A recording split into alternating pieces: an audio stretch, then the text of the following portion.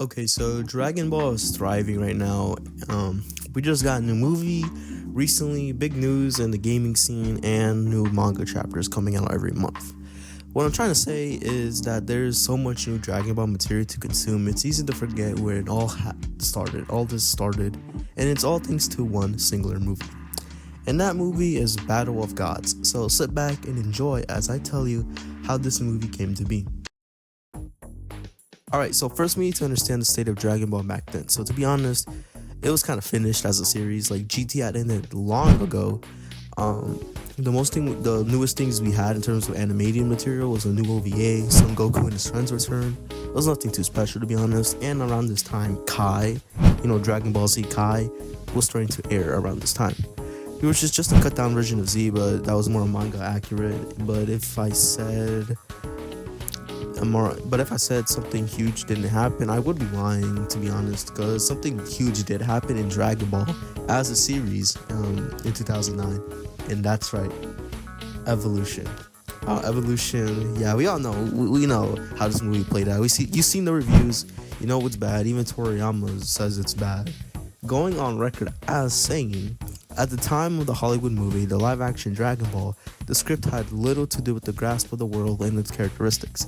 And on top of that, it had conventional content that I couldn't find interesting, so I cautioned him and suggested changes, but in spite of that, they seemed to have a strange confidence and didn't really listen to me.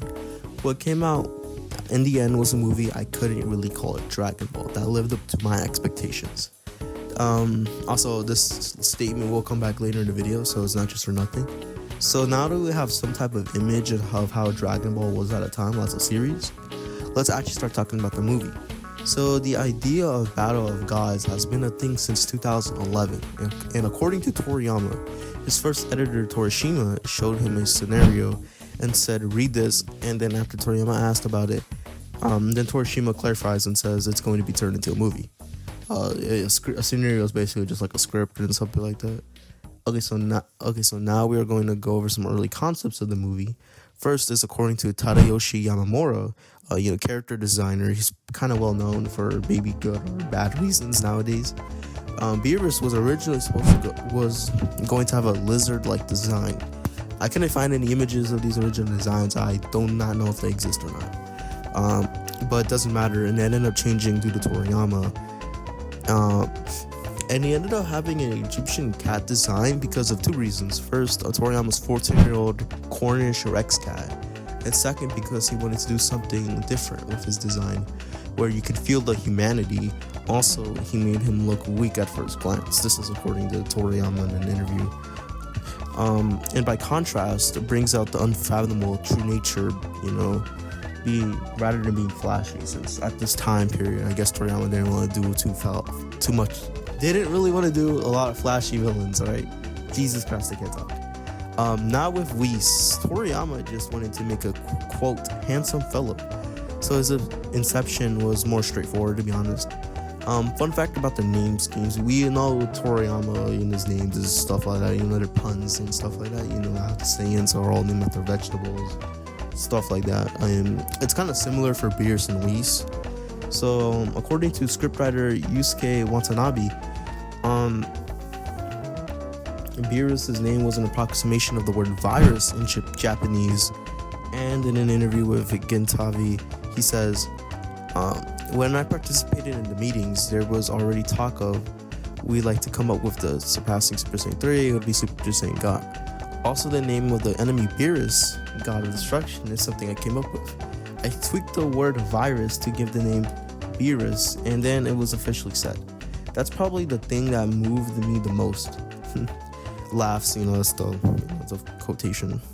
Incidentally, Toriyama Sensei is the one who named the Whis. Also, speaking of Whis, his name was derived from whiskey because Toriyama mistook Beerus' name as beer and not virus. So that's it on the naming end of things, Not for Super Saiyan God. So, okay.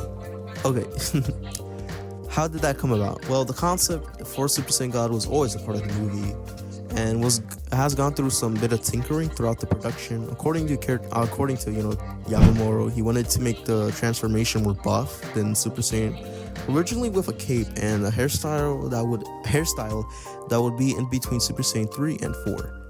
I found this fan art and I put it on screen right now. I found this fan art and what the design would most likely look like. Again, I don't think like the original concept art of it exists somewhere, but this fan art that I found is probably the closest thing we'll get to, seeing what that would have looked like. So I'm gonna credit the artist on screen and put their link in the description below their DeviantArt. Now Toriyama had a different idea in mind what he wanted to do with the design. He wanted it to be less flashy than the other transformations, and he pared it down to its absolute limit. And then they wanted it to look strong at first glance. Now, I want to mention two other earlier concepts of the movie before we move on with the official announcement of the movie. Obviously, I'm talking about, like, you know what I mean. First, the original reason for the cast to be gathered together, as we all know, was for Bulma's birthday party. But originally, it was actually supposed to be Krillin and 18's wedding, according to Watanabe. The quote says, "I thought I'd do a story where the enemy appears at a party on Earth when Goku's not there, and there would be big trouble. The original plot, I wrote Krillin and number 18, referring to Android 18's wedding.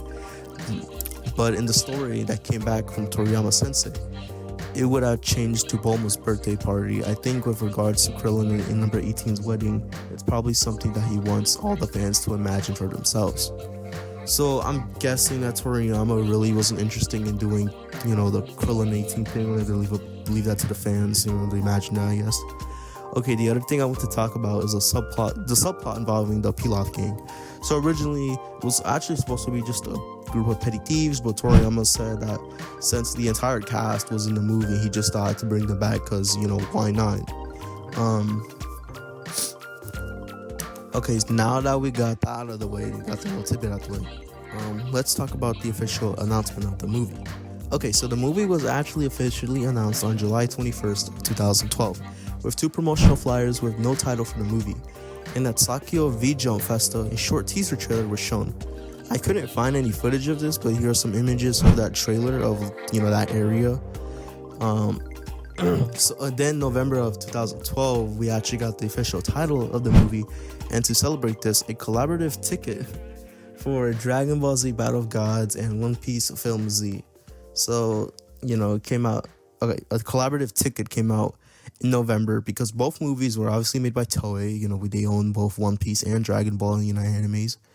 And the One Piece movie was coming out later that year. So around 9,000 of these were made and were sold at Toei's Animation Goods booth at Jump Festa 2013. So, congrats to those 9,000 that got the tickets. Okay, so a little side note. I don't know when I'll mention this again, but fun fact.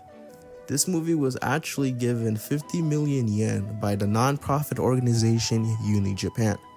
The whole point of this organization is to fund Japanese filmmakers.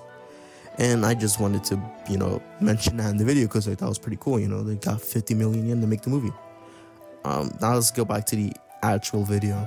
Okay, so in December, there was a 30-minute panel with some members of the cast where we got new info, including some promotional pamphlets. Holy crap, I can't talk today, guys. Sorry about that.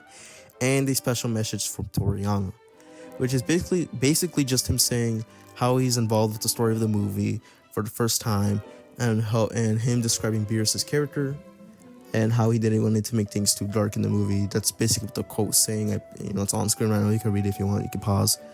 I believe the reason why Toriyama was so involved with the movie was because of how the last Dragon Ball movie that came out wasn't very good. That being, Evolution. I mentioned the same quote earlier in the video, so I'm not gonna say the quote again. It's basically just how he says he gave them advice and they just didn't want to follow it for some reason. So yeah, I'm not gonna mention the quote again. You can go back earlier in the video if you want to see that quote again. So I think after that point, I think Toriyama just wanted more influence over his series when it came to the animated side, the supplementary materials, the movies and stuff like that. So that's my guess to why Toriyama was so involved with Battle of the Gods compared to the other older Z movies. So, okay.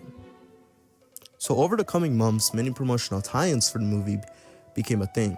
But by far the most interesting one to me, at least, was the Dragon Ball and KFC collaboration, where you can get many items shown out here in a KFC kids meal. So before we get to the release of the movie, I just wanted to mention this quick thing right here. On March 15th, 2013, before the premiere of the movie, Japanese TV channels started to re-air all 17 original Z movies, and they became available digitally on platforms like Google Play, iTunes, etc. So, I mean, I guess that's a pretty cool gesture by Toei making those movies available to celebrate, the promotion of Battle of Gods, So finally, we get to March 30th, 2013. The movie is finally out, and it's incredibly successful, grossing a total of 2.99 billion yen, and a total of 50.4 million worldwide. It's safe to say this movie was a massive success for Toei, and one thing leads to another, and now we have Super. That's pretty much it. That's pretty much what kickstarted the Dragon Ball Renaissance, you could say, of the 2010s. So, I think personally, I like the movie. I like the movie a lot. Eventually,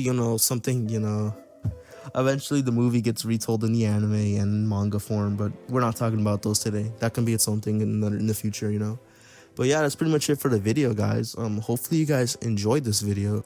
And if you guys want to see more videos like this, please consider subscribing to the channel. It's greatly appreciated. Hopefully you guys will, also follow me on Twitter and join my Discord server in the link in the description below. All my socials are in the link in the description below.